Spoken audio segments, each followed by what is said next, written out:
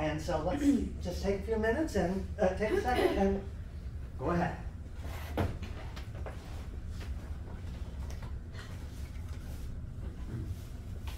December 19th, 1999. Hello? Can you hear me? Testing, testing. Lights come up on a stage to reveal a room at Lux University, Milwaukee. The walls are covered in graffiti, math equations, hieroglyphics, Latin phrases. The room is filled with junk, a legacy computer, old boxes, furniture, chairs. There's also a theater department costume rack upstage with white robes, wigs, costumes. Maeve and Michael are setting up lights, audio, and camera for filming. Does this work? Perfect. How long do you think before you're ready? They'll be here any minute. Almost done. Hey Maeve, have you seen the deluxe today? She holds up the school newspaper. Lux to close at end of term. It's official. After everything we did, the campaigning, the letter writing, all those protests, and we still didn't succeed in stopping it. What's all this? Oh my god! Ooh, don't shoot. Have we been found out? Come on, Freakazoid. I can take you. They don't call me Xena Warrior Princess for nothing. You two are killing me. Cool your jets. There's a man in here, Maeve. One warrior princess? Check. One drama queen? Check. Michael, this is Ashley and Katie. Hi. He's our best and only option to save the university. How can a man help when we've already done everything possible? I changed myself to the door for 24 hours for pity's sake. Hey, Maeve. Have you seen the lame article in the Deluxe? Total whack job. Holy shit. Are we on candid camera? Am I dreaming? More like a nightmare. The only nightmare is that Lux is going under the wrecking ball and it's the end of our story. If we don't do something. Oh, but why a man? Sorry, Michael, I'm not male bashing. Don't take offense. None taken. He's a filmmaker. And you invited him here, why? To film us. Our story is sacred and a secret. No outsider has even heard of us before. You just took it upon yourself to invite a stranger in here without anyone else's permission? It's pretty bold, Maeve, even for you. There better be a really good reason. Let's see. The city of Milwaukee has purchased our cherished Lux University. They're tearing it down in 9 months and putting a sports stadium in its place. I think that's reason enough. I have to protect our legacy. You have to. Who died and made you Queen Regent? Michael, will you excuse us for a minute? There's a vending machine in the hall. Have a cup of coffee and I'll come get you when we're ready. Of course. He exits. You should have cleared it with the rest of us. Everyone has to be in agreement before we commit to anything. It's in the bylaws. I have a photographic memory, remember? Well, actually, there has been a man in here before. As if. For real. My great-grandfather was a janitor at Lux in 1945, and my great-aunt Marge was one of our founding mothers. She's a mythic lesbian diva in our family. Whoa. You're not supposed to even know that. Family rumor has it that my great-grandfather brought her a teddy bear on V-Day and hid it in a secret cupboard along with the bottle of rum. What? Hey! She walks over to the secret cupboard, opens it, puts her arm way in, and takes out the bear, who's very scruffy with no clothes. Hey, how do you know about that cupboard? Nobody knows about that until their last year. You never mentioned anything about your past connections. And hey, please be careful with our bear. I wanted to get into this elite group on my own merit, and I did. That's unbelievable, Katie. But knowing you, not surprising. That's pretty surprising if you ask me. In fact, drinks later in my dorm room. I want to know all the deleted details. You're buying. Okay, back to our number one agenda item. I mean, your number one agenda item.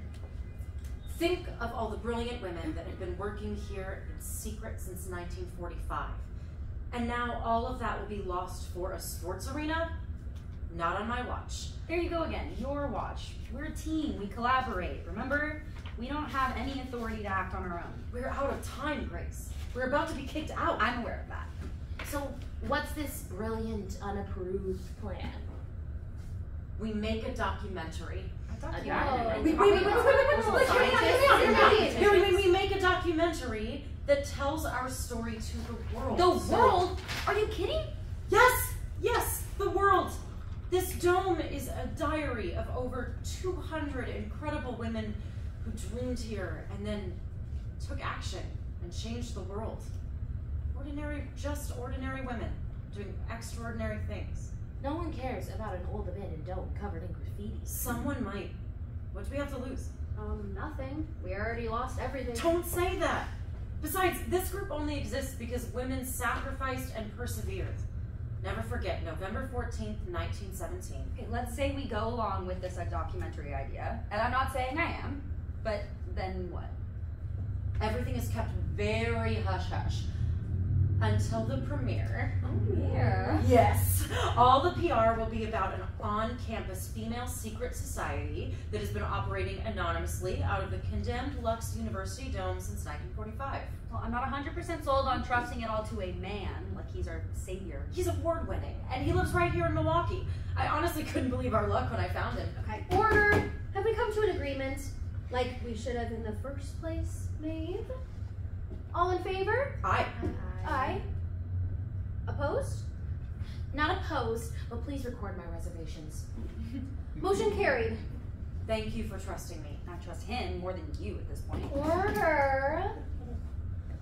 Okay, here we are agreeing to make a documentary, and none of us even knows the scope of it all. Does anyone know who drew those hieroglyphics on the dome? The minutes are sketchy at best. They only go back 10 years. Most of it's myth and rumor. I mean, how can we possibly make a documentary? Maybe we don't know all the details, but we know some of it, and something is better than nothing. I always wondered why 5 members only. What's the root of that? And what about those carved Roman numerals on the dome? I wish I know what those dates represent. Weird that we've lived under all this herstory and just took it for granted until now that they paid paradise and put up a parking lot. I would hate to think of all this effort didn't get us very far, though. Do we even know if any women's teams will actually play in that stupid sports arena? Let alone get equal pay. Hopefully Y2K will shut the whole thing down by the stroke of midnight. Oh, that would be sweet. Okay, I'm gonna go get Michael. Wait. We should agree on a plan first. A little late for that, wouldn't you say? I am trying. Talk to the handmaid, because you sure ain't talking to any of us. What is your problem? Just because you're the leader doesn't make you in charge of everything. Order. We need to keep the big picture in mind. I concur. This is not who we are. Sorry. Well done, you two. All of a sudden, a crate breaks. Elizabeth yells and falls off the crate. The contents are exposed. All get down on the floor and pull out diaries, notes, past minutes. They take a moment to pore over the material. This is the buried treasure we've been looking for. It looks like our complete herstory is here. Diaries, minutes, journals. The elegant mechanisms of the universe are truly awe-inspiring. Do you guys believe in miracles? Why not? This room is full of miracles. Miracles in the fact that nobody's washed that tablecloth in 10 years. I think the goddess Hatshepsut must be watching over us. Hot shit, who? I'll explain later, Katie.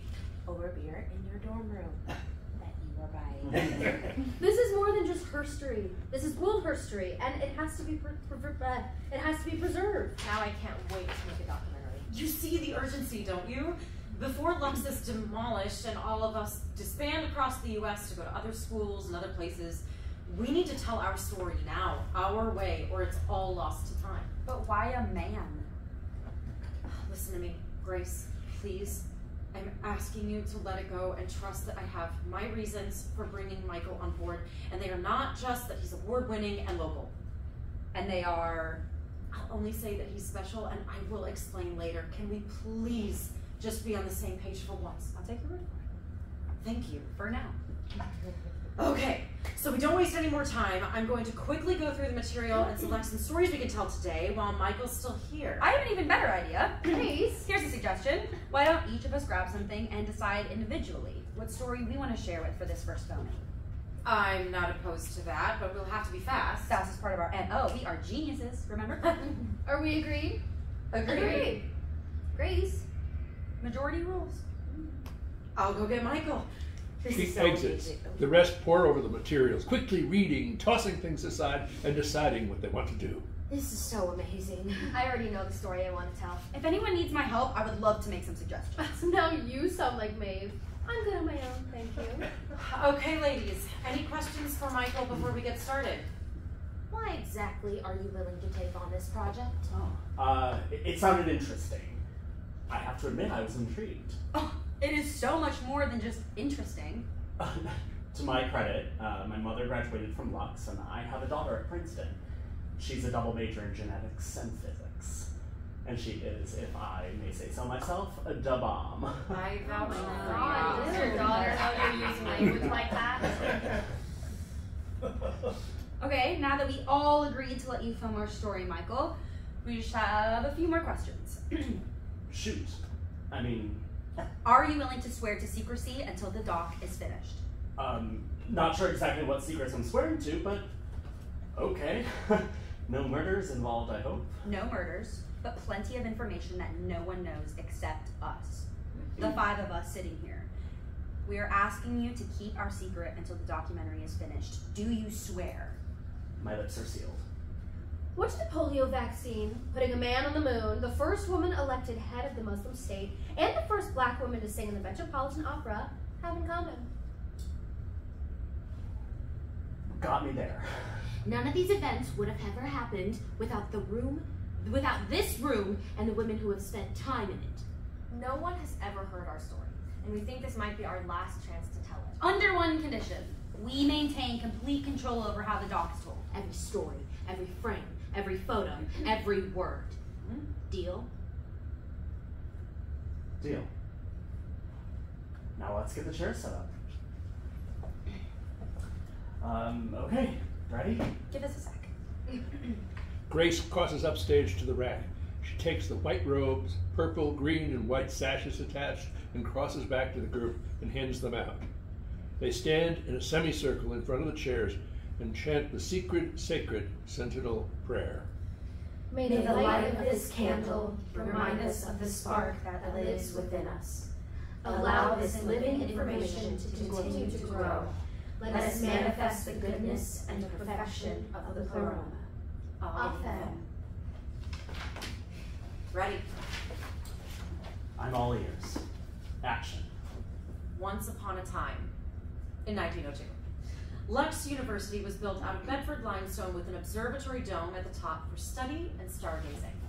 The dome room was used to hold a telescope until 1940, when a highway was built along the east side of the campus. But with the constant shaking of the ground, the telescope couldn't function. There are actually 2 domes inside the room. The inside is what we're looking at now. After the telescope was shut down, the room was used as a classroom until the Arctic blast of 1943 cracked a hole in the window, which made the space uninhabitable. So it became storage. And like storage, it became forgotten. Everyone forgot about this room. Everyone except us. Us. Who's us? Us. We. The Sentinels. Transition. 1960s video music. Sentinel theme song in the style. Lights dim, but the women can still be seen. They cross upstage and remove the robes. They talk among themselves, share notes about the upcoming scene in pantomime. Grace takes over and starts directing them about who plays what part. During this time, they are putting on their costumes and wigs for the 1967 scene.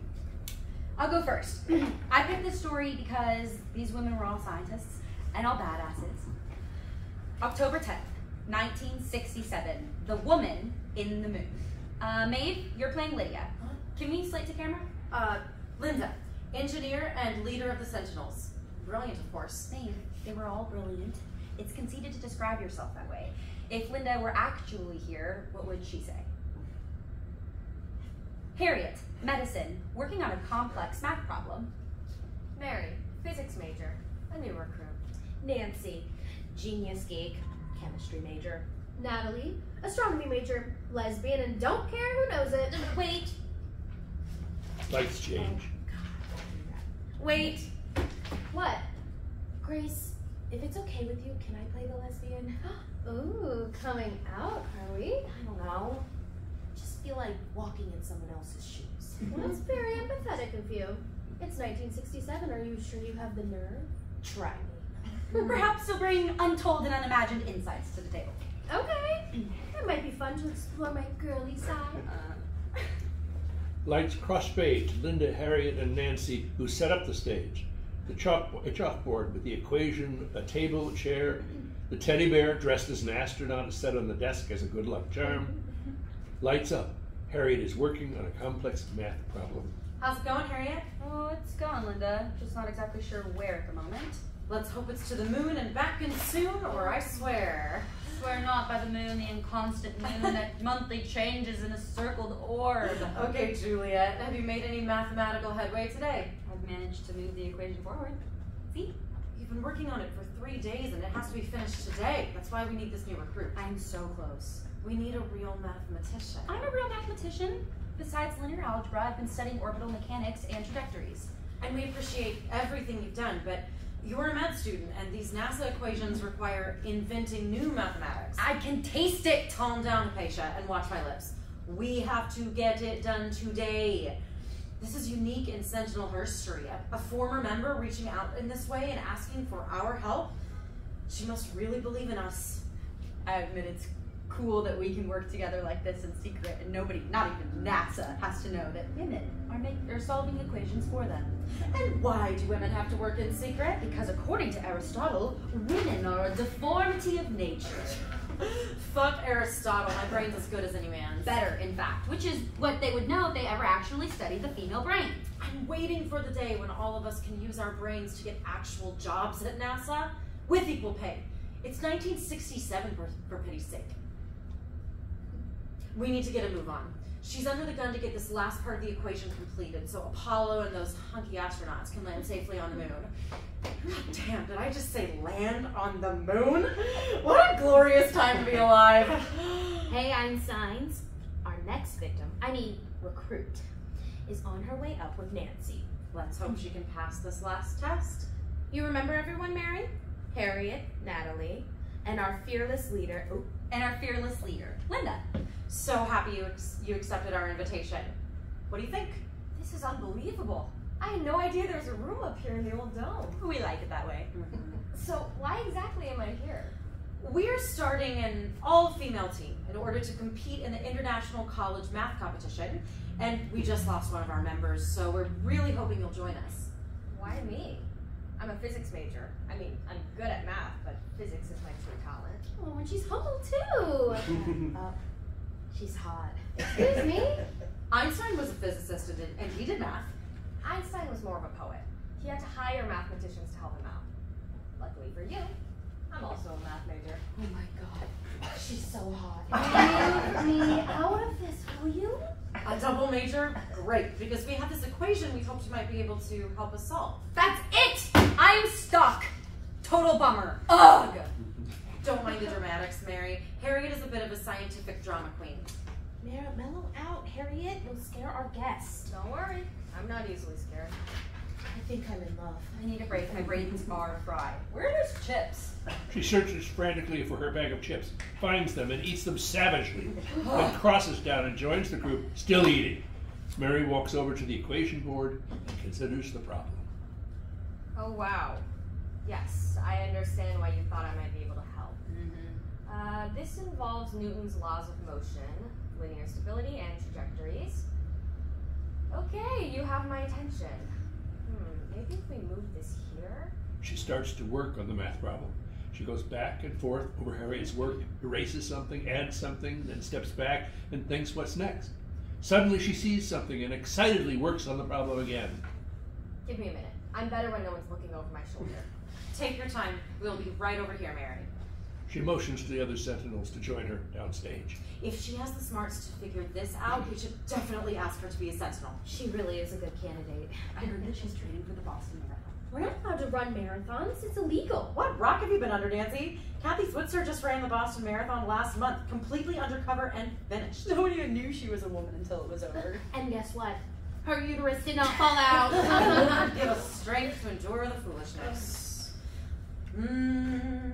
Okay, while we're I have some news that is not on the agenda. You're pregnant? Shut up, Mark. It's better than that. Isaiah and I are getting married at Christmas. Married? Is that a good idea?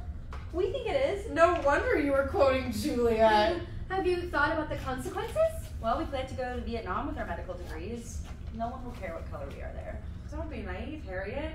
A white woman and a black man married? Detroit is burning, or haven't you heard? Oh my god, what did your parents say? They're worried about their future grandchildren. Can you blame them? You sound like my mother, Natalie. Did I ever tell you guys about our first date?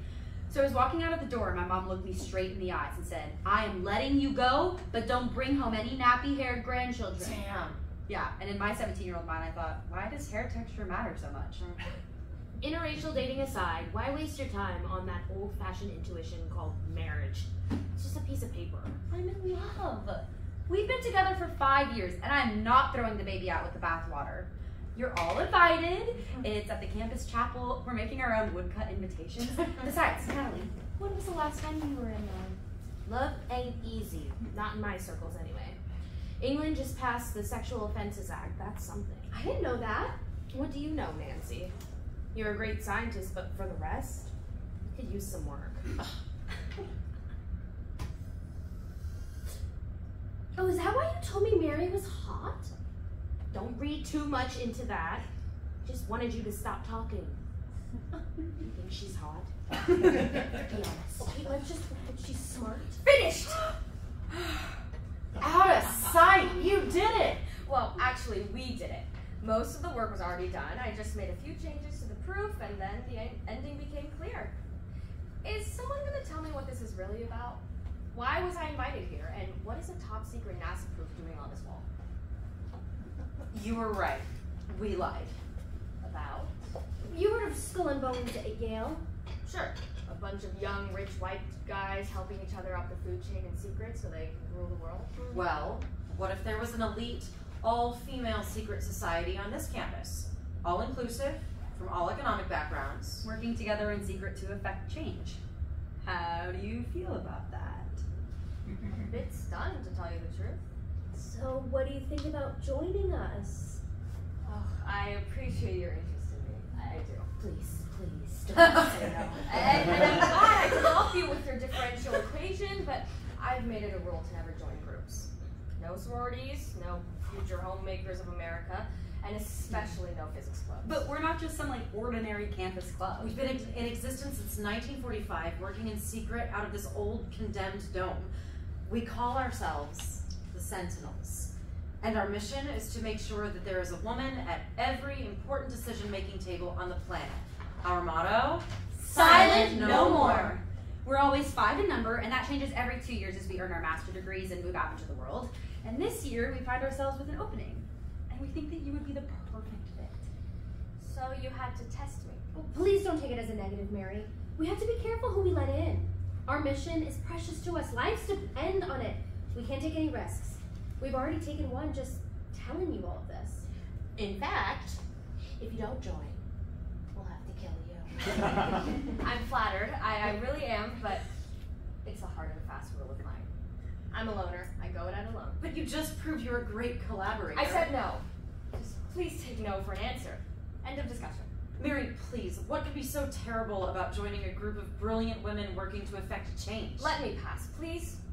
I said it once politely. Now get out of my way. We need you. Not my problem. But you're a born Sentinel. I'm not a joiner. Something else, isn't it? You don't want me in the group, trust me. There's nothing you can say that will change our minds about you. We've been vetting you for months. Nancy! It's true. We want you on our team. You don't know. You just don't know. What don't we know? Say it already. How bad can it be? Okay, here goes. I'm a lesbian. Screw you, I made this mistake. No, sorry. We're not laughing at you. We're just laughing because I'm a lesbian. Hold up! How did I miss this? This is what happens when you rush. Are you telling me I let Elizabeth play the lesbian in a scene that has 2 lesbians? One of them really hot? You really think I'm hot? Dang, that is so sucky. Sorry, Michael, you can edit that out. Okay, where were we? Lights change. Oh, it's me. There have always been lesbians in the Sentinels, Mary. And if being gay would ever be a reason to, and as if being gay would ever be a reason to hold back your genius. I've tried so hard to keep it undercover. You know the age-old story. My parents went to some It's getting better for us all the time. If you say so. I do. Sisters? Where do I sign up? Now we don't have to kill you. Moving on. We need to get this completed proof to our girl at NASA now, so we have to get you sworn in as soon as possible. Let the emergency ceremony begin. What? Now? Yes, right now. We apologize for the Reader's Digest version. We'll hold the full-blown ceremony at another date with all the bells and whistles, robes, candles, chanting, secret handshake, some other strange rituals. Stop, Linda. Just convinced her to join. But right now, we have astronauts to put on the moon. Where's the sash? Our colors are purple for dignity, green for hope, and white for the suffragettes. Our motto? Silent no more. Our pledge, raise your right hand and repeat after me. Speak up, dream big, disagree, act courageously, and infiltrate. Speak up, dream big, disagree, act courageously, and infiltrate. Infiltrate? We want a woman at every table, anywhere in the world where important decisions are being made. When do I start? You already have. Welcome to the Sentinels. Everyone, including Mary, puts their hands in a pile like the Three Musketeers. Shake up and down 3 times and explode hands into the air. Fade to black. Lights shift to present. Nice job, Grace. Did Aristotle really say women are a deformity of nature? Yep, and that's been the prevailing thought since 322 BC. We are so fucked. It's not over when you lose. It's over when you quit. For once, I agree with you, Maeve. Whoa, someone record that in the minutes. Sentinels helped NASA put a man on the moon, for crying out loud. Silent no more! Act up! Exactly. Perfect segue. We're telling my story next, and I'm back to playing myself. I hope you learned something, Elizabeth. May 2nd, 1986. Act up. Keep going, please. I don't have that script on that version. 1986 videos, music, 1980s style. They all gather around Ashley. She hands out sides. She signs parts. Everyone looks at their sides. Grace steps up and starts to direct Ashley and signals her to zip it. This is her story to tell. They change into the 1986 costumes. A huge thunderclap. The lights flicker and go out for a moment, then up to half. They set the room to spread a large, almost finished AIDS quilt over the table. There are patches and sewing material. There's also a portable telescope center stage. Each woman introduces herself to the camera as they work. Sister Madeline, but my friends call me Maddie. Radical, progressive, lesbian, none. Maddie sits at the table and begins working on the quilt. Francie, genius geek. Carol, pre-med, caught between 2 worlds and finding it challenging to make a choice. Julie, current Sentinel leader, law department, serious about changing the world. It's 1986 after all. Emily, theater artist and editor of The Deluxe. Lights change. May 26th. Act up. We don't have a choice, Carol. AIDS is spreading worldwide, and President Ronald Reagan still won't talk about it. Don't call him that. He is our president. Oh, Jesus, Mary and Joseph. You can cross yourself all you want, Sister Madeline, but you were being unpatriotic. Show some respect. Oh, hard to respect complete silence. Another huge thunderclap. Lights flicker and go out again for a moment. The sound of thunder and rain continues. Hey, homegirls, it's like fireworks out there. Where's Emily? We need all hands on deck if we're going to finish this quilt by morning. She won't be in tonight or tomorrow. Is she okay? Not really. Her roommate Stevie's in a bad way. I don't know why he isn't in hospice care at this point. Did you see him in The Tempest? He played Ariel. If of life you keep a care, shake off slumber and beware. Awake, awake! Seriously, the theater department has been hit really hard. I just saw one of the actors protesting in front of the theater in the pouring rain with red paint splattered all over his clothes. It's going to affect everyone eventually. Straight and gay, women and children. Hopefully the work of the Sentinels will slow it down, because standing by and waiting for people to die is not an option anymore. President Reagan doesn't seem to mind. Buzz off, will you? Order! I don't think we have time for a formal meeting tonight, especially since Emily is missing. It's already 11 p.m. and we need to finish this quilt for the presentation tomorrow. All in favor? Aye. Opposed? Good. What's next? For my money, we need to move now. We've got some time off during spring break. We can go to New York and join the protests. We have to confront it head on. Maybe we could infiltrate the governor's headquarters. Or interrupt a communion at St. Anthony's. Sorry, Maddie, but the Vatican just released another letter condemning homosexuality. The poor homosexuals have declared war on nature, and now nature is exacting an awful retribution. I heard. I'm Catholic and I'm gay. I struggle all the time to try to reconcile those two parts of my identity, trust me. But it's not going to stop me from doing what I know is right, even if I could lose my tuition so graciously bestowed upon me by the church. I don't see the advantage of putting our lives on the line. Leave that to the ones who've been trained. We've got brains. Let's use them. Direct action is the only way. Emily's friend, the playwright Larry Kramer, just started the AIDS Coalition to Unleash Power. Act Up, he calls it. They're holding their first ever demonstration on Wall Street to target the pharmaceutical companies that are fucking, pardon my French, Lord, fucking making money off the AIDS pandemic! It's horrible, but I know that there's a better way. We have Sentinels working in labs in Paris with Dr. Sassoudi. She discovered HIV. We're even in the White House. Wait, what are you talking about? Oh, wow. Something you didn't know? We have Sentinels working for Nancy Reagan's chief of staff. I heard about her. She went from Lux straight to the White House. How? That usually takes years of trust. Well, she's a Sentinel for one thing, and she has a master's in astrophysics, but the best part is she's an astrologer, which is how she paid her way through Lux. I wish she was here now. She probably knows how to open the dome. Listen, has the rain stopped? I'm so amped for the big celestial event tonight. Please clarify a point because, well, I have $5 writing on it. Is it Haley's or Hallie's comment? It's Hallie with 2 L's. Damn! Sorry. Thank you. Anyway, our girl does astrological readings for the First Lady. I hear Nancy is so taken with it, the country is following her predictions right now. But that's promising if it's true.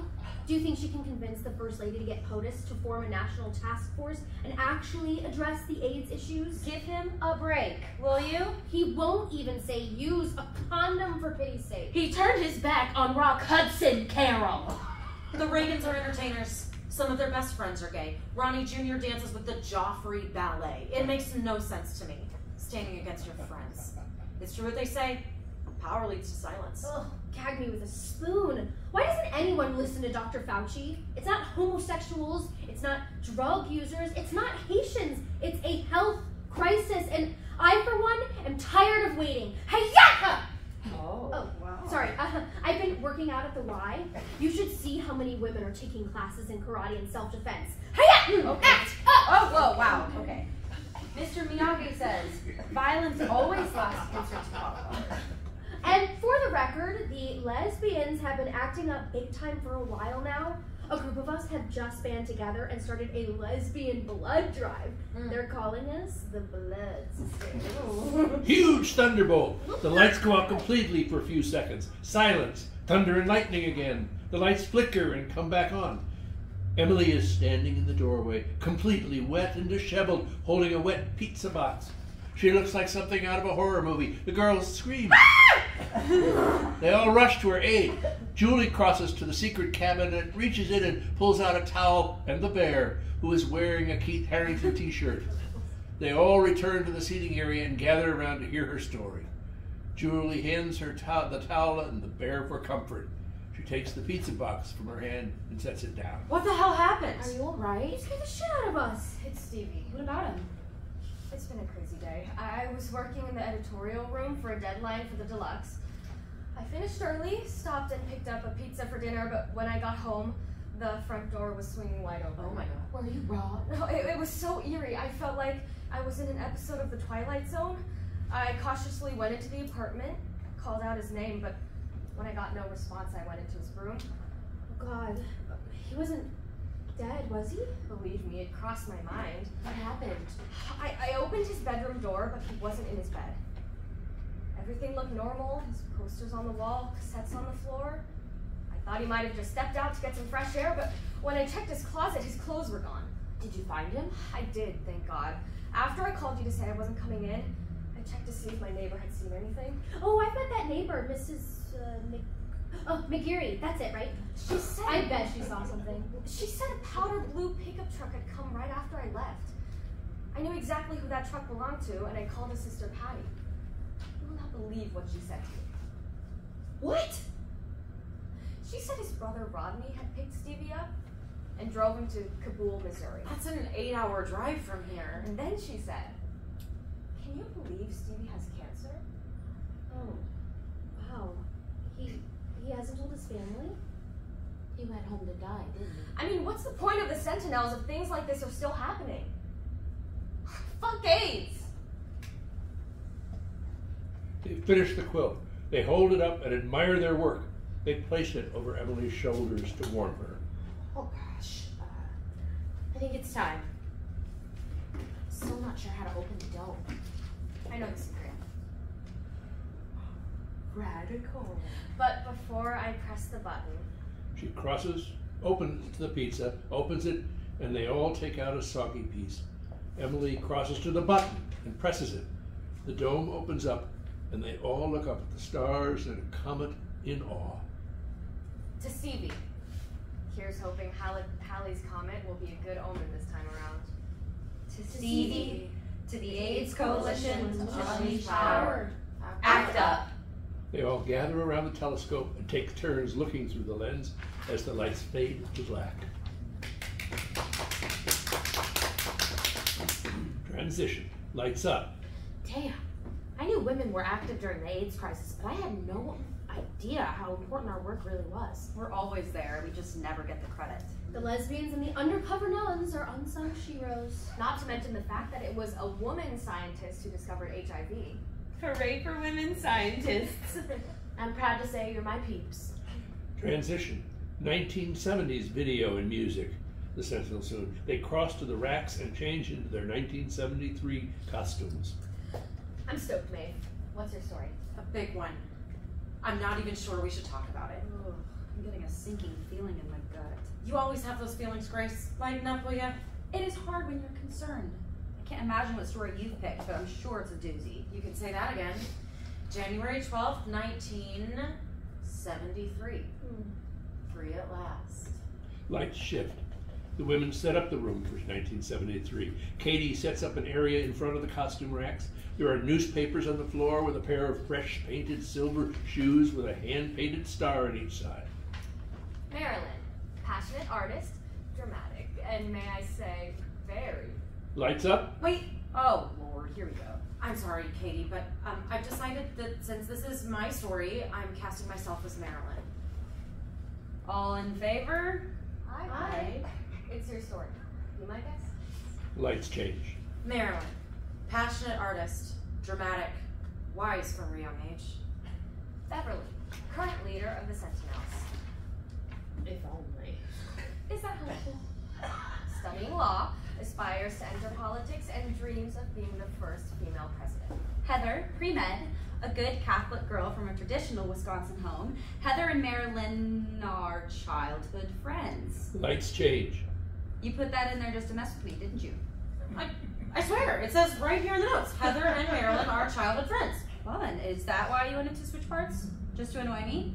Why does everything have to be about you, Grace? Maybe I have my own reasons. Let's move on, shall we? You're Lights listening. change. Gladys, genius geek, chemistry major, complete nerd, and proud of it. Lauren, physics, radical lesbian, and totally out. It's 1973 after all. Lights change. Lauren raises a champagne bottle in a toast. Men, their rights and nothing more. Women, their rights and nothing less. Freedom is never given, it is won. Choice is the law of the land, and there will never be an illegal back alley abortion in these United States again. Oh, what a glorious time to be alive. To Roe v. Wade. To Roe v. Wade. Peace, love, and rock and roll, you scientific hippies. Excuse me, I am not a hippie. Okay, frat girl, take a chill pill. What's going on, Heather? Oh, I just don't feel like celebrating right now. Is that okay with you? Okay, good. Give me some space, okay? Please? Thank you. I'm still that Catholic girl from Wauwatosa, Wisconsin. I know who you are. Roe doesn't mean you have to change. All it means is that our bodies belong to us, and we have a safe choice if we need one. As a med student, you should appreciate that. Don't tell me how to think or how I should feel. We are not the same in that way. Hell, if they would leave it in the hands of midwives, the problem would certainly decrease, which is what they want, right? No, they want it to cease. That's never going to happen. We'll just be forced back into the shadows, women will die, but it won't stop. It will never stop. Right. Besides, safety is all it's really about. Safe and legal is the mission. Right on. And we've worked tirelessly to accomplish this, and why? Because women's rights are human rights. Oh, look who left these far out shoes here. I love them. Sorry. Oh, look, who left these far out shoes here? I love them. Better not touch, though, in case someone from the theater department finds out we're in here, too. You okay, Beth? My period's late. Damn. How long? 3 weeks. I'm totally freaking out. Think positive. It's probably just hormonal imbalance. But it's 3 weeks. It's hard not to think the worst. I'm here for you, no matter what. Thanks, Gladys. This is just the beginning of our independence, Sentinels. To independence! Independence! Why does everything take so damn long? Oh my god, speaking of taking so long, I went to the campus doctor this week with my roommate to get the long-awaited results of her pregnancy test. We're sitting in the crowded waiting room, hearts pounding, and the nurse comes out, calls her name, she raises her hand, and the nurse announces to the entire room, "Congratulations, you're pregnant!" Heather, Lauren, Marilyn, and Gladys grab doctors' coats, which are hanging on the costume rack, and become doctors and nurses and surround Beverly. This is very playful. Open wide? How are you feeling? How long since your last period? Are your breasts tender? Are you feeling tired? Have you been vomiting in the morning? Oh, did you forget to take your pill? Pee in this cup. We'll let you know in 2 weeks. 2 weeks? I'll have a nervous breakdown by then. Here, take a Valium! You do know doctors don't even study a woman's body? We're too complicated. They base all of our health data and treatments on an average man and call the rest bikini medicine. Oh, you see? That's all we are to the medical profession. Tits and ass. Fucking uterus. Mellow out, Sentinels. Help is on the way. It's just a matter of time and chemistry. It's that just a matter of time part that has me worried. It's not that we haven't been working on it. There's a patented test that's been out for like 6 years, developed by women, of course. The test is not the problem. The problem is the resistance to marketing it directly to women instead of doctors. That's why we need more women doctors. Like my mom always says, if you're not at the table, you're on the menu. In the meantime, I've been working on something of my own. Of course you have. You're a sentinel. We wait for no man. Exactly. Wait here, I'll be right back. While we wait, we may as well finish off this bottle. Why do hippies make terrible baseball pitchers? Because they're always high and outside. What does a pregnancy test and hummus have in common?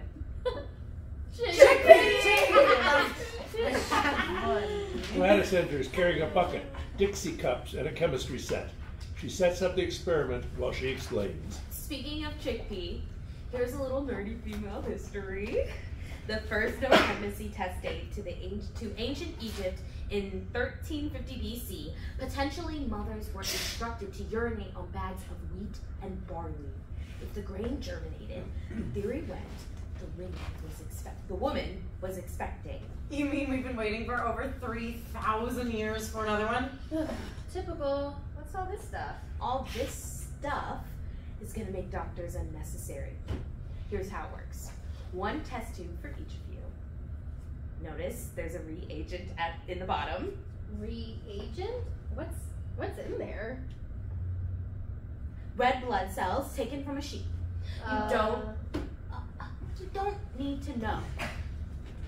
Here's what I want you to do. Go in the bathroom, pee in this Dixie cup, return it to me, and I'll test it. P is for pregnancy. That's what I'm calling it. Here, Lauren, you go first. Okay, but I'm the control, right? Because we all know damn well, without a shadow of a doubt, I'm not pregnant. She exits to the bathroom upstage and slams the door. How does it work? It has to do with the HCG hormone. It appears in blood and urine as early as 10 days after conception. Oh.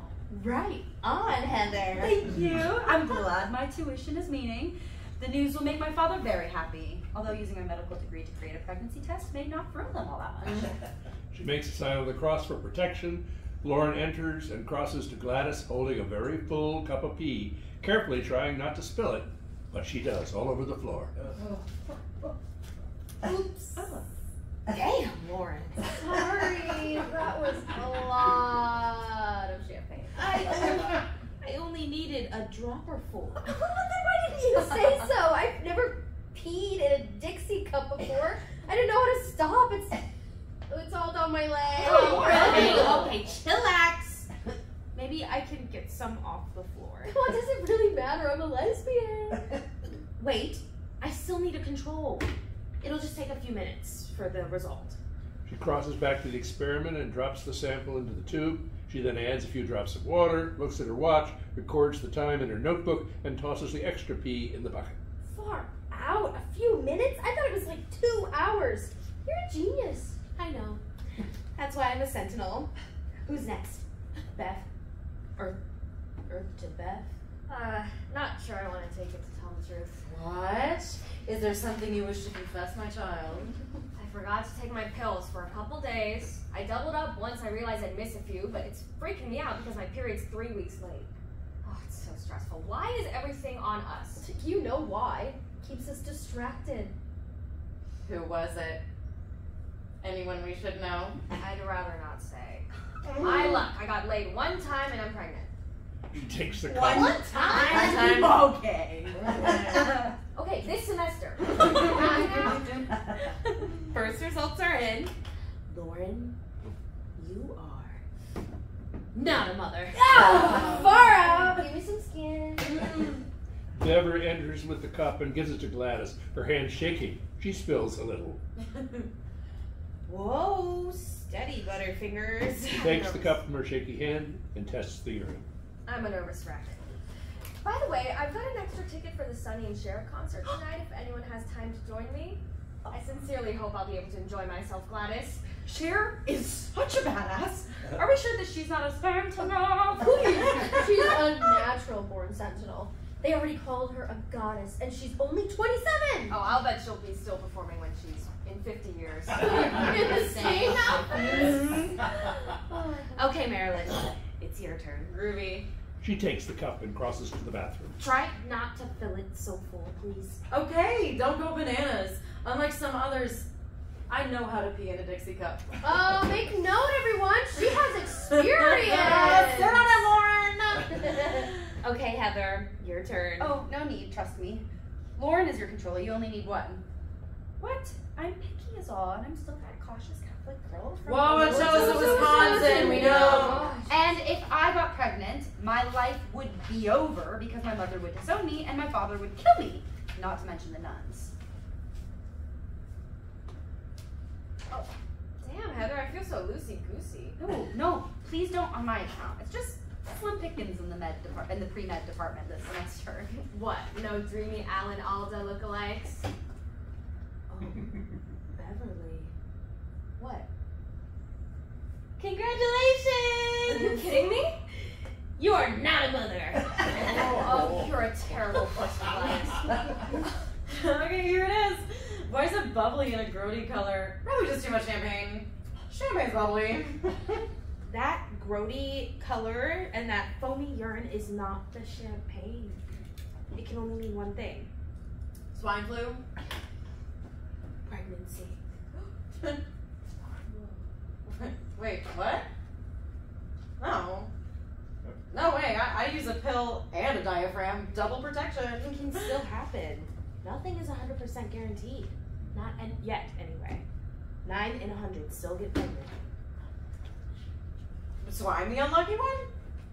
Are you sure this stupid little homemade science project of yours is correct? Because you are seriously fucking with my head right now. Okay, don't have a cow. I'm not having a cow, I'm having a baby, apparently. It's psych, right? I'm sorry, but my work is very accurate. Who the hell are you? Some medieval piss prophet? Good one. Don't you understand? There are no children in the artistic dream.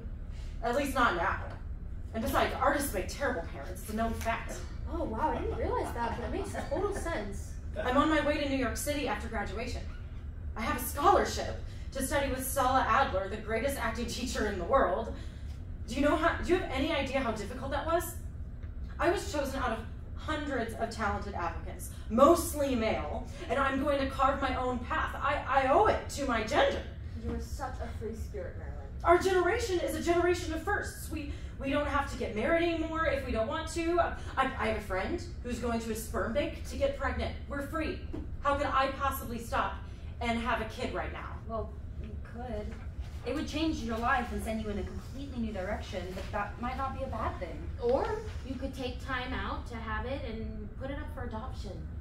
Maybe your friend wouldn't have to go to the sperm bank. She crosses to the secret cupboard, opens it, and puts her arm in and pulls out the bear, who's dressed like a hippie. She puts her hand back in and brings out a bottle of cheap wine and a clear glass ashtray with 2 joints rolled up and a lighter. What? Don't say anything, Heather. I've heard about the study. It's only a swig. From this point on, the women are getting quite tipsy. I honestly don't know what the big deal is. I mean, we're surrounded by the killing of living children on a mass scale every single day by so-called religious people. So why all the fuss over an abortion? It isn't about saving life, it's about controlling women. I'm a 22-year-old adult. I decide who I birth and when. It's my call. It's personal. Maybe something's happened for a reason. Maybe you're being tested. Seriously, Heather? Not that old-fashioned baloney on a plate. Well, why isn't being chosen out of hundreds of talented artists and being awarded a scholarship a reason?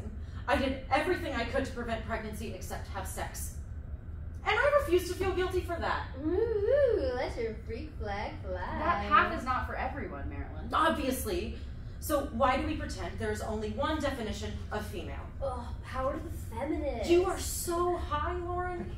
I think that we're all high. It started out as a celebration, remember? The world is overpopulated anyway.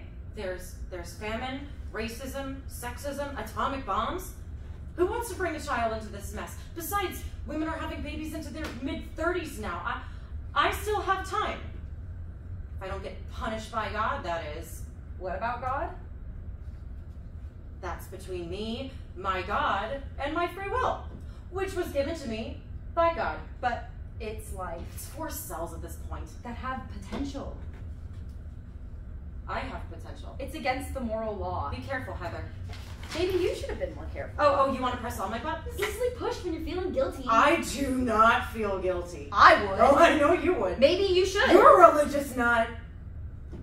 I will pray for you. My faith does not need defending from you. You sure? Fuck you. Fuck you.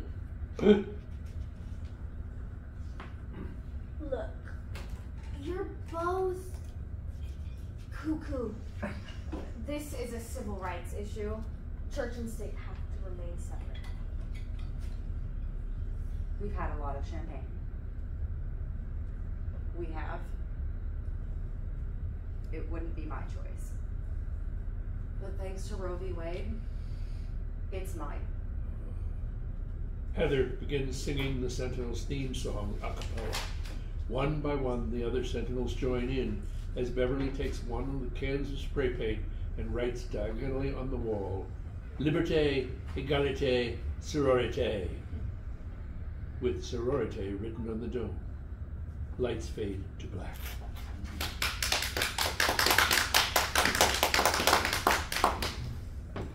Transition. Lights shift back to the present. There's still tension between Maeve and Grace. They're still staring at each other. My heart is pounding out of my chest. My heart is in my throat. It's so difficult to talk about. Almost impossible. I'll take them. Almost. Almost is not enough. That was 1973. 26 years ago and still nothing settled. Settled. Our rights are so fragile we could lose them at any time with just one stroke of the pen. Back to barefoot and pregnant. They'll have to kill me first. You can stop the dramatics now, Maeve.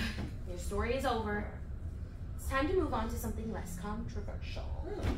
like the Russian scare of 1952. My story is all about secrets, Russian and otherwise. Light shift, 1950 videos and music.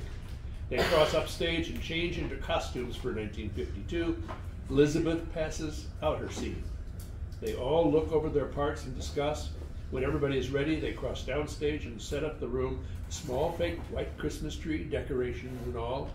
Maeve crosses to the cupboard and brings out a bottle of red wine and glasses and places them on the table. She opens the wine, pours it into the glasses, then crosses to the camera and introduces her character.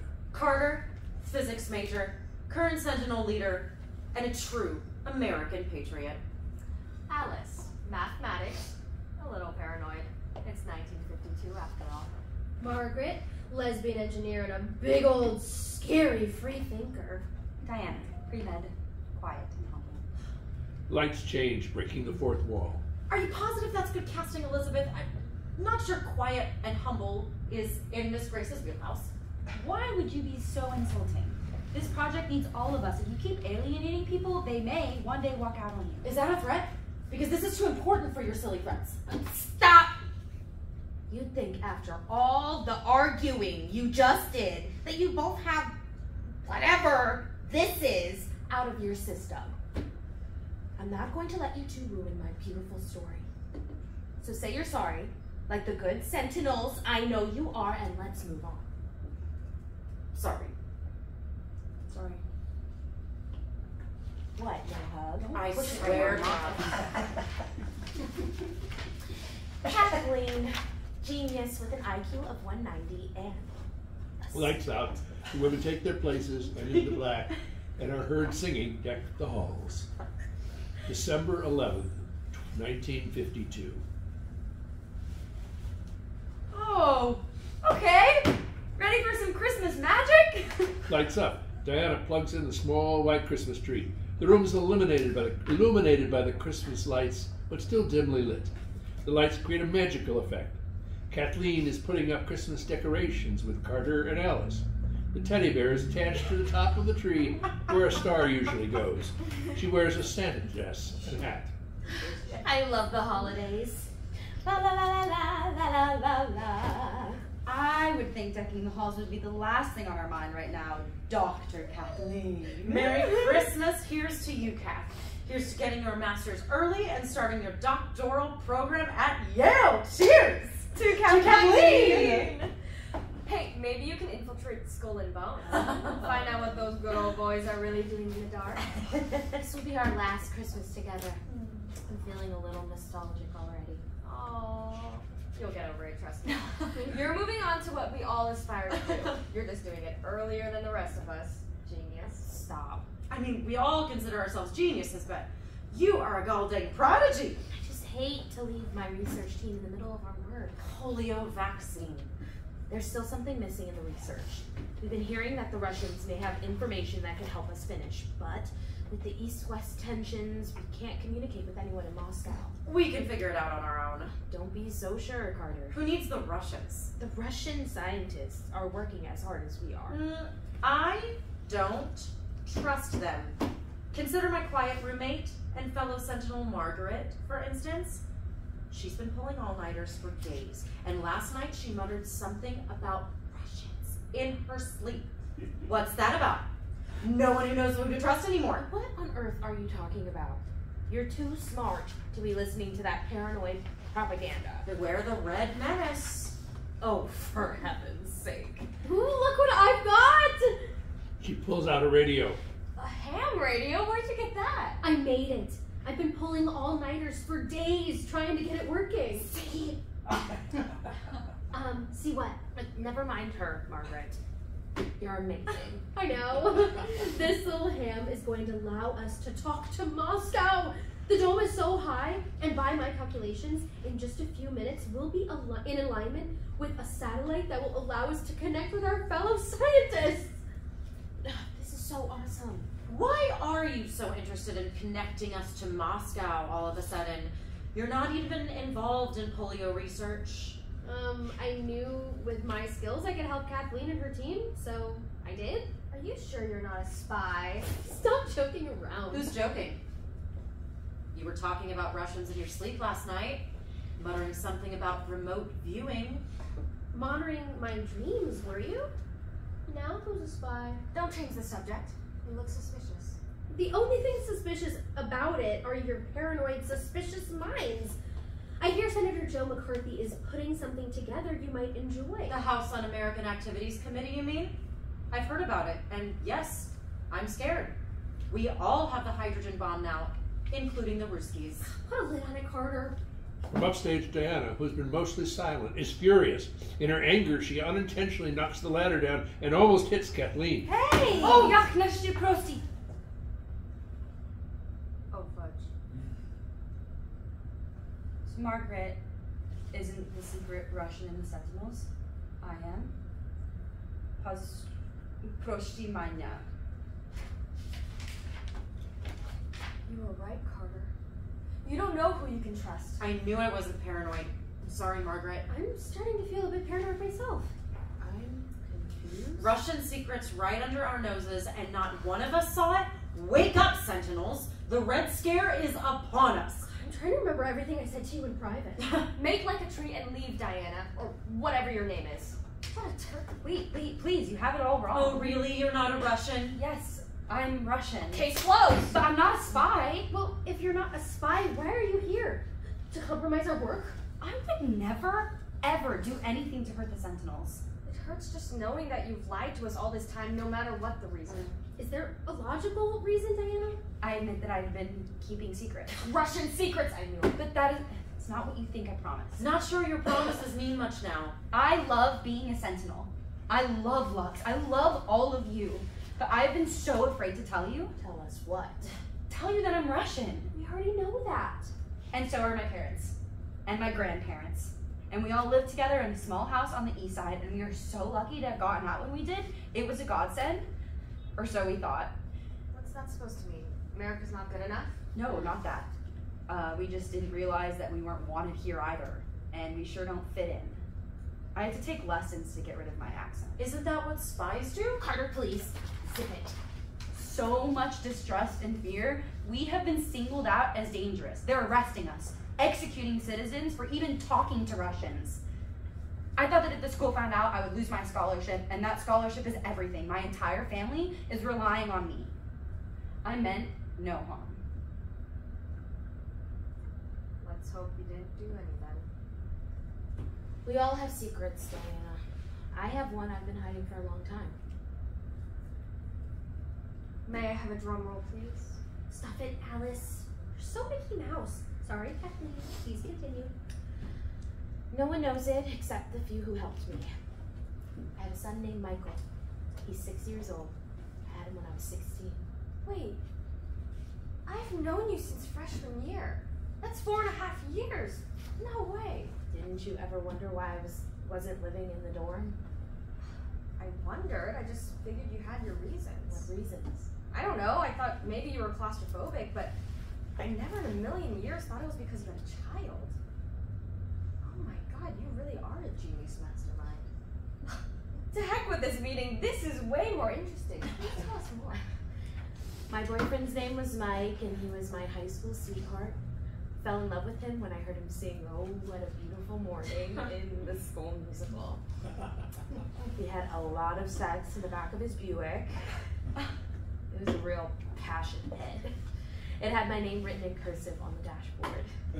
It was fun. So much fun, in fact, that I got pregnant. My parents pretty much disowned me. What is it with parents? They spend our teens worried about us getting pregnant, and then when we were 20, they worry that we won't. To hide their shame, they shipped me off to a maternity home in Okonomowak. They called us fallen women and morally bankrupt. Some of us were even classified wayward and insane and committed into mental institutions and lobotomized. I'm sure you've heard these horror stories. I mean, I've heard the stories, but never thought they were true. Oh, they're true, all right. Thankfully, that was not my fate. What happened next? I was determined not to give up my baby for adoption. I wanted to be a mother since I was little. There's nothing those caseworkers could say to me that would make me change my mind. I knew I was worthy, responsible, and morally just fine. I was determined to get out. Away from my parents, away from that place. Away. But And I how? did. But how? And how did you get here on a scholarship, no less? She's a prodigy, remember? I was friends with one of the girls in there, and like me, she wanted to keep her baby. I don't know how she did it, but she convinced her parents to come get her. That was my chance. She told them my plight, and they took pity on me, and I lived with them until I had my sweet baby boy. Didn't your parents come looking for you? I don't know. They never found me. Eventually, I was able to get on my feet, find my own little place, finish high school, get a scholarship to Lux, and now I'm on my way to Yale. Lights change. Cut. Let's take a 5-minute break. I'm having some technical difficulties. Is there a problem, Michael? Can I have a moment, maybe? Of course. Give us a minute, ladies. I already know what you're going to say. You knew up front, didn't you? You knew when you hired me. I did. Hey, what's going on? Remember when I told you Michael was special? Yes. Well, you're a genius. You should have figured it out by now, especially after hearing Kathleen's story. Oh my god. Yes, I understand. Once Kathleen said that she went from Lux to Yale, it all hit me like a wave. Welcome to the Sentinels, Michael.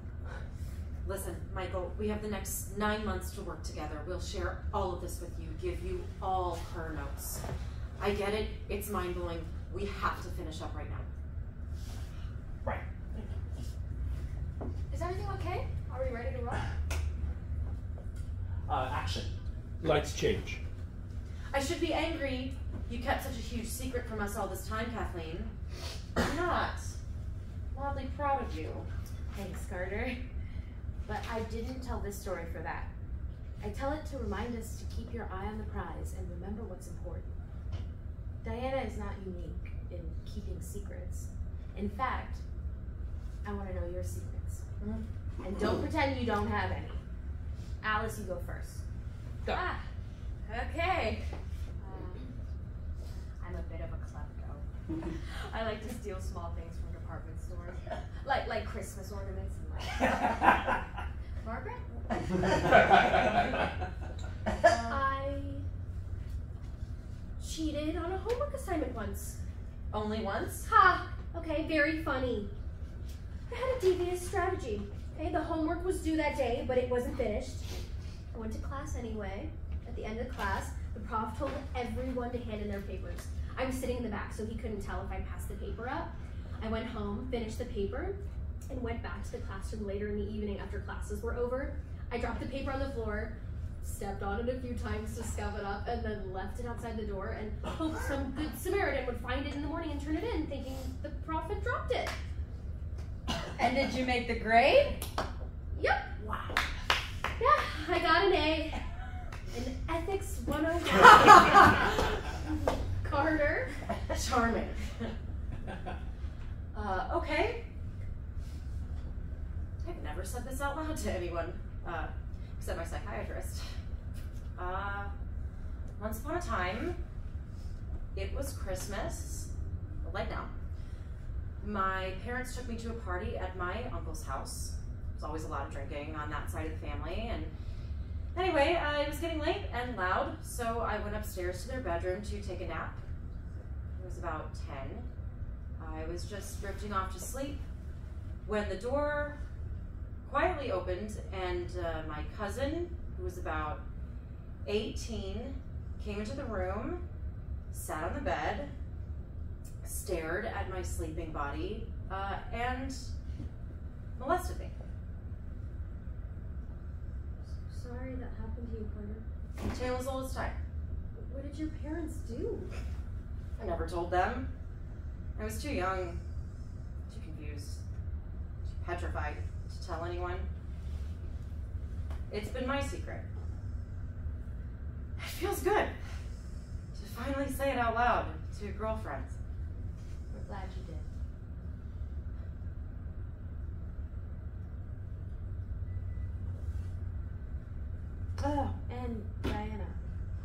Being Russian is not the worst thing in the world. What's important is that we're all dedicated to the mission. We're all Sentinels. Agreed? Agreed. She immediately sets up the radio on the high ledge closest to the dome. Now let's see if we can connect to our fellow scientists in the USSR and find a cure. Right. Sorry, Diana. Your secret is safe with me. Spasibo. Yours is safe with me. Not sure about Margaret, though. Cheating? Oh, really cheating? I mean, I did the work. It was just a little late is all. I was being creative. Definitely creative, Mags. Just like Diana. Keeping secrets in order to succeed. I know firsthand how isolating that can feel. We're definitely stronger together and a lot less alone. Silent no more. Virtus nostra in diversitate nostra est. Our strength is in our diversity. It's almost time. Open the dome. They watch as the dome slowly opens and the ham radio crackles to life. Lights slowly fade.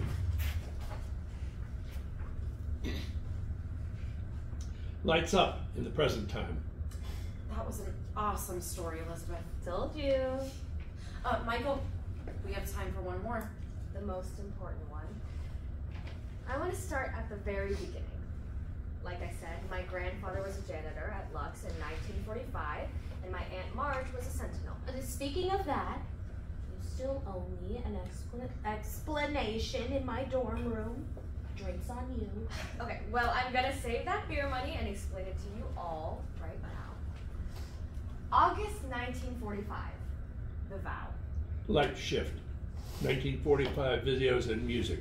The women cross upstairs to change into 1945 costumes. Katie passes out the scene and passes out the scene and explains to everyone while they change. When everyone is dressed, including Ashley, who's dressed in her janitor's costume, they cross to the camera and introduce themselves. I'll slip. Verna, writer, holds the standard views on marriage and children. Dot, a force of nature. Lights change, breaks the fourth wall. Why does Maeve get to play Dot, Katie? She always gets the best part. Please, Liz. I think you're better suited to play Carolyn in this story.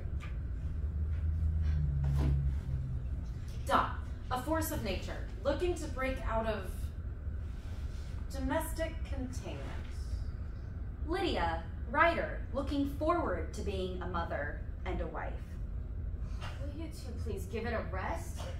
Carolyn, lawyer, pissed off because no one listens to her. Oh my god. This is only the first taping. We're scientists, and we all just act like it. It's your story, tell it your way. Thank you.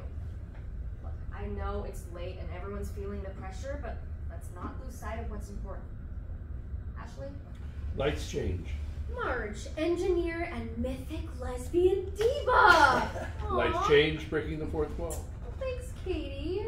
I'll do your Aunt Marge proud. Oh, you better, or she might come back to haunt you. Oh, please.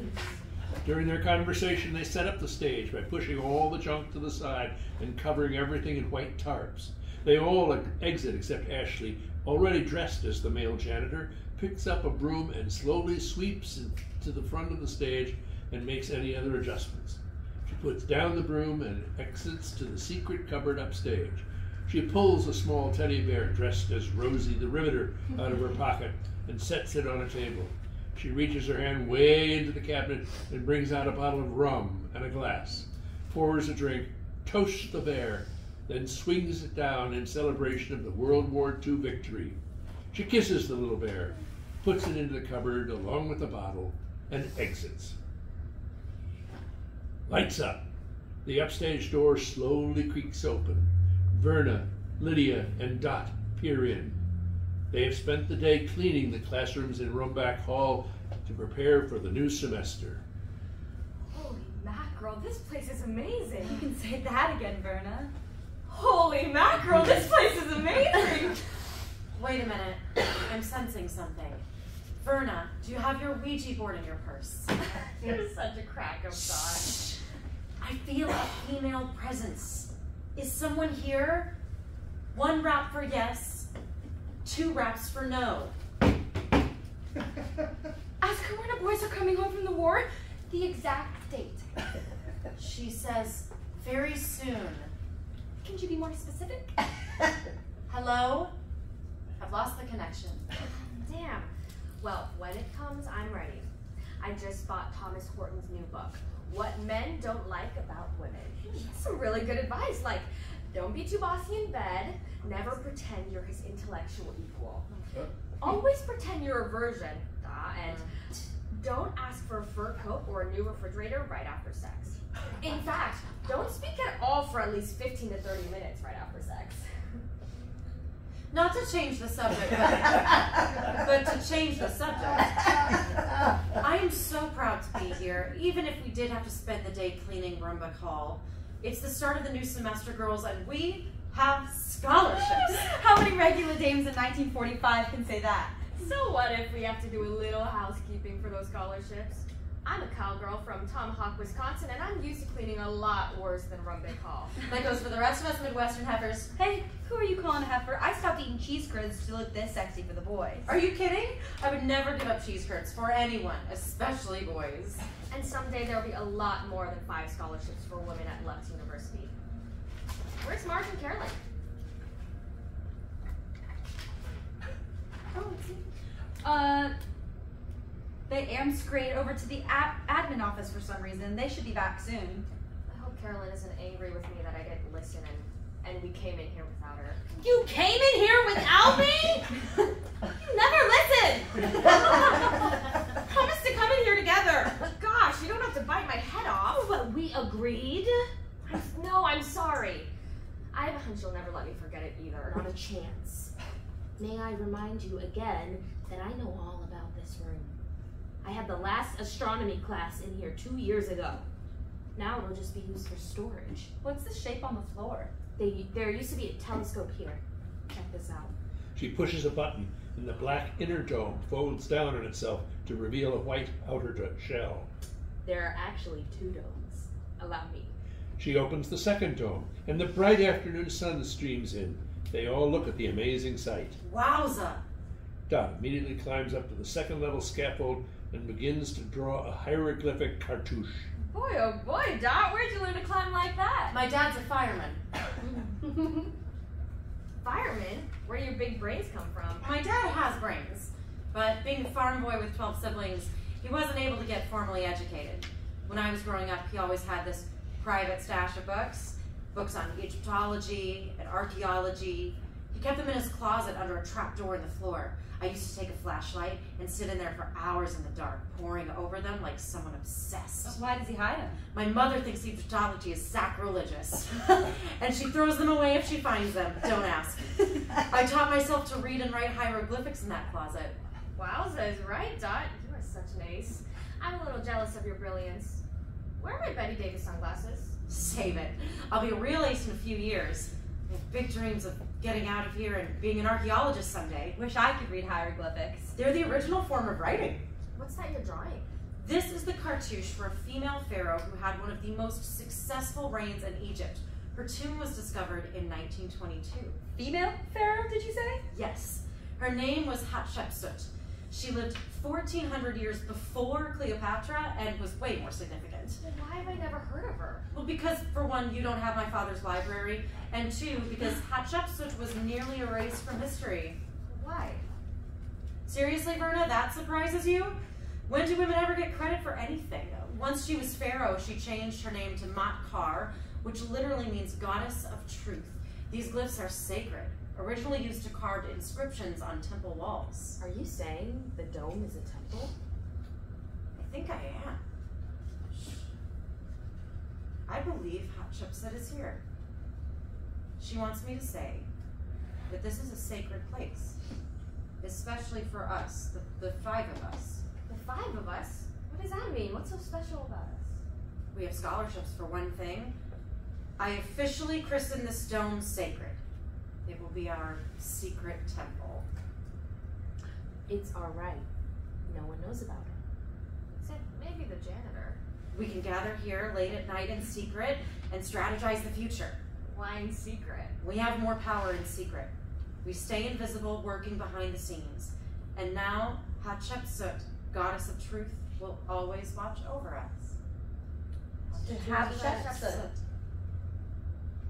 She's gone. Say, listen, I already carved a cartouche on the dome, so why don't we all carve our initials in it and christen it properly? I've got my handy-dandy Swiss Army knife. Who wants to go first? Whoa! Stop the press. Oh my god, that's it. I'm a genius, but I'm dumb as a box of rocks. Those are their initials, not Roman numerals. I spent years trying to figure that out. Clueless. Sorry, Michael, continue. Lights change. Oh golly, before I forget, how was everyone's summer? I was dreaming of Egypt, of course, but I spent the summer working in the perfume department at Woolworth's. Have you tried the Muses, madame? An eau de cologne that will inspire all the boys to go crazy for you. That sounds okay by me. It's been 4 years already. I'll be an old maid at 22 before I get married. How is it possible that one man with one bad idea almost destroyed the entire world? Women have been living with the evil of bad ideas for centuries. And this is why we need more women at the table making decisions. A woman's touch is what's needed, and I intend to put my fingerprints on everything I possibly can. You think the boys will let you? Let them try and stop me. Nobody will stop you now, Dot. Look! She holds up the headline. Peace at last. Japan surrenders. All the women spontaneously start screaming, hugging, dancing for joy. Oh my god! I need a drink! Are you legal? I'm 20 and a half. Close enough. It's V-Day, and as a former Girl Scout of legal age, I am prepared. She pulls plastic cups, a bottle of Coke opener, and streamers out of her purse. She crosses upstage to a hidden cupboard, opens it, puts her hand in and finds the teddy bear. She kisses it, puts her hand in again, and locates a bottle of rum. It's the janitor's. I'm sure he won't mind. He's my uncle. Don't ask. Drinking rum and Coca-Cola. Go-dum point kumana. Marge opens the Coke and pours out a drink for everyone. Once everyone is served, Marge turns on the radio, throws streamers into the air, holds the teddy bear. They raise their glasses, clink, and swing it down. They start a conga line and dance around the stage with the teddy bear. Out of all the enemy leaders during the war, who ran with the most speed? Mussolini! Because he was fascist. To the war to end all wars. To the end of fascism. For good this time. We can do it! What do you mean can? We did it. Welders. Shipbuilders. Engineers. Computer programmers. Frequency hopping? Thank you, and more. We did things no one else thought we could. One more semester and I'm so out of here. Introducing Dot Valentine from Sister Bay, Wisconsin. Adventurer, archaeologist, discoverer of new worlds. But you're a history major. I know, but I'm hungry to get out of that dark closet and explore the world. I'm gonna get a job in journalism. They'll have to let us in. We are 3.8% of the workforce now. Imagine that. I don't know many women who are willing to go back to being housewives. So what's wrong with being a housewife? With a degree, of course. Oh boy, now things can go back to normal. I can start planning my wedding. Are you kidding me, Lydia? How can anything ever go back to normal again? We just dropped 2 atomic bombs, remember? It won the war, didn't it? It won the war, but is it winning? Will we ever feel safe again? Oh, I'll feel safe again as soon as my fella comes home and takes me in his arms. Ugh, it's gonna take a lot more than a hug from a man to make me feel safe again. Einstein said if he had to do it over again, he would have become a plumber. Stop! We did what had to be done. The war is over, and I, for one, am grateful. My baby boy is coming home, and I want my white dress made of parachute silk and tulle lace, my mother's veil, and my house in the suburbs with 6 kids. 6 kids? I didn't know you were Catholic. I'm not, but I've always dreamed of having a big family. My mother died in childbirth, giving birth to me. Wow, Lydia, I'm sorry. Oh, it was a long time ago. What about your degree? I just said I wanted to write, didn't I? I can win a Pulitzer writing right here on my back porch. As a matter of fact, I'm already working on my first novel. It's going to be about how a good man is hard to find. Okay, don't flip your wig. But I've got a lot more in my mind than home economics and decorating. We wouldn't be in this mess if there were more women at the table. And I do not mean the dinner table. She throws the newspaper into the air. As the pages settle down, it opens to the photos of the Allied leaders. She bends down and scans through the photos. Look at this. All these wealthy old men making all the decisions. Roosevelt, Churchill, and the rest. Those brave men saved our lives, and I, for one, am grateful. I didn't say I wasn't grateful, but there wasn't one woman in the room. Not one woman was ever instrumental in bringing any war to an end. We helped. I used my medical skills as much as I could. I volunteered day and night. It's not enough. Not anymore. We should have a voice. Exactly. We were used for our intelligence, then just sent back home. Well, what can we do about it? We will have our degrees. Use them on your porch if you must, but don't let anyone stop you. Don't underestimate what we can do if we don't give up. The time is now. The door is open, and we need to knock it down and run through it. The boys figure out what we're doing. They've still got all the power, all the money, and they don't seem particularly keen on sharing it. In fact, we've all been ordered to go back home because our sacrifices would be needed only for the duration. What a load of crap. Now we're being accused of taking jobs away from men. Well, I can sort of see that. It's your funeral, Lydia. But I plan on joining the Women's Army Corps, WAC for short. There's a place there for a girl like me, and they're recruiting right now, even if the war is over. What do you mean? A girl like you? Oh, come on, Berta. You know exactly what I mean. Do I have to say it out loud? I'm damn ready to. The Army wants girls like me. Shoot, they don't call me Rosie the River's twin for nothing.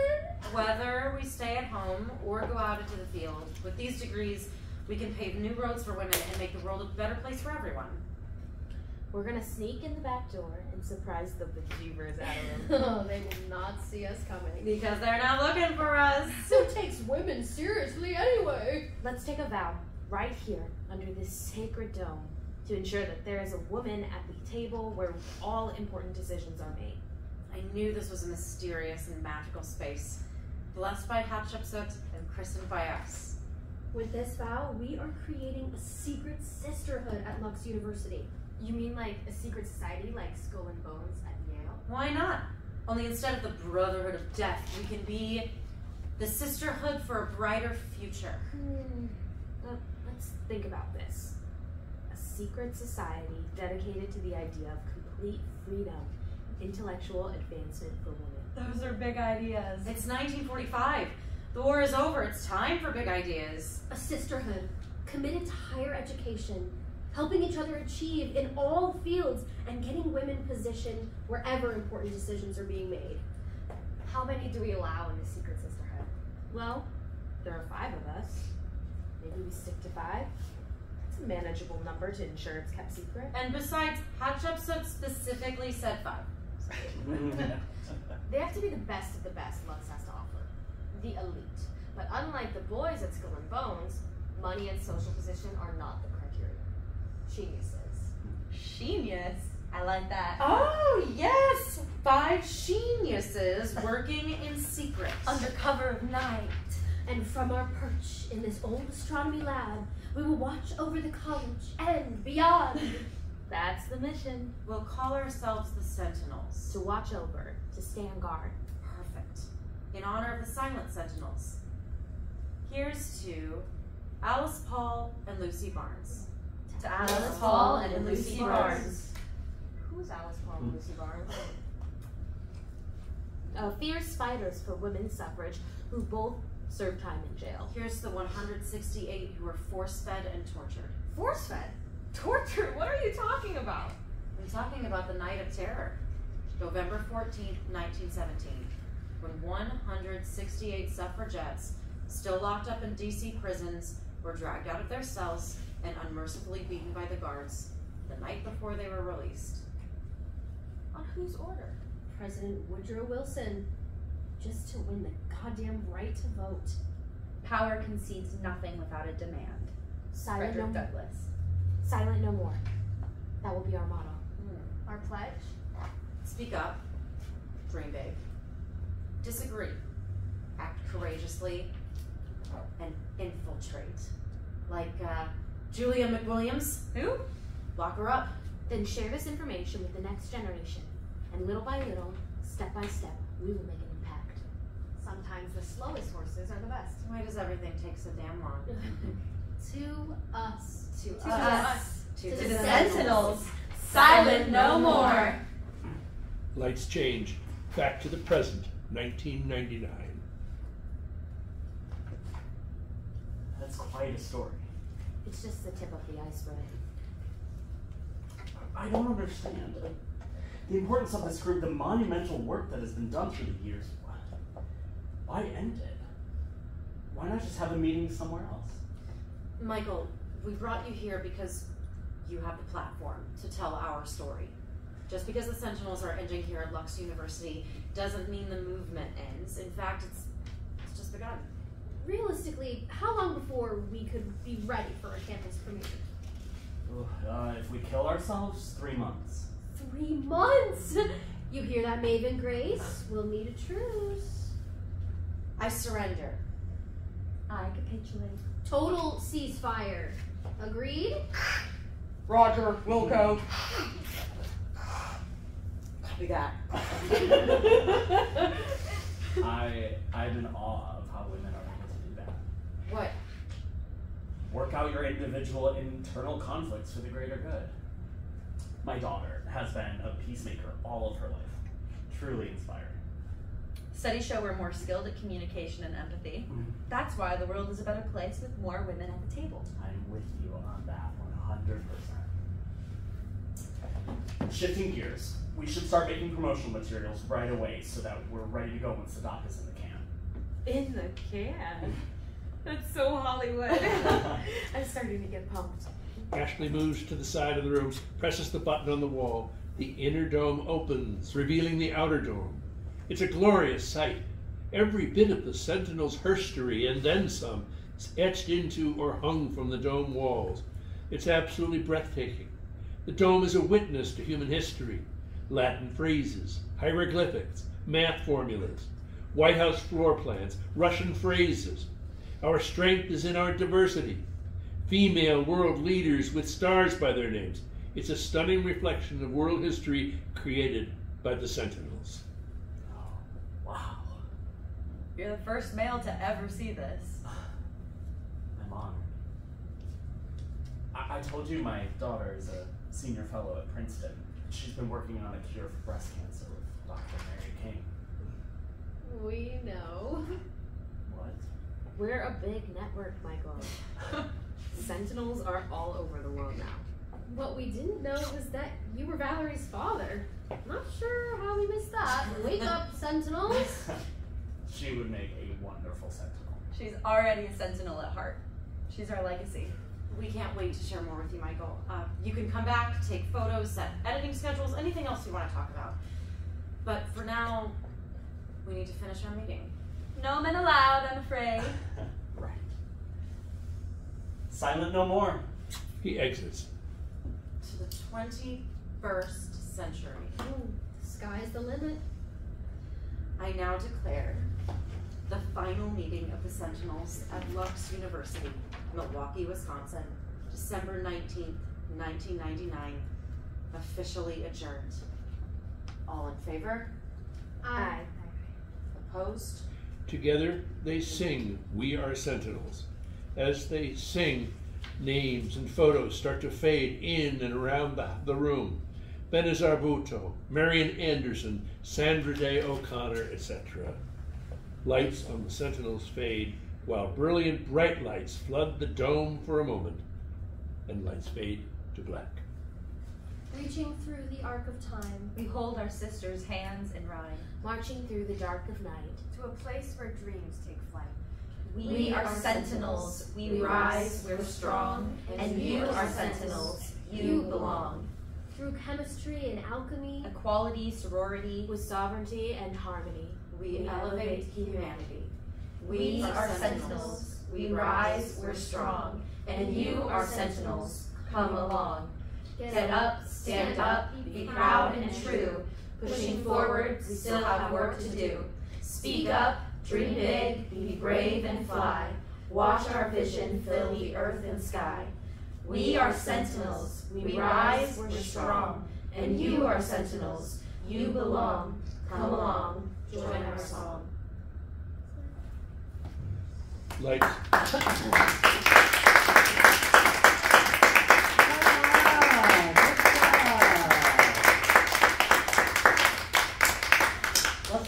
short break and come right back.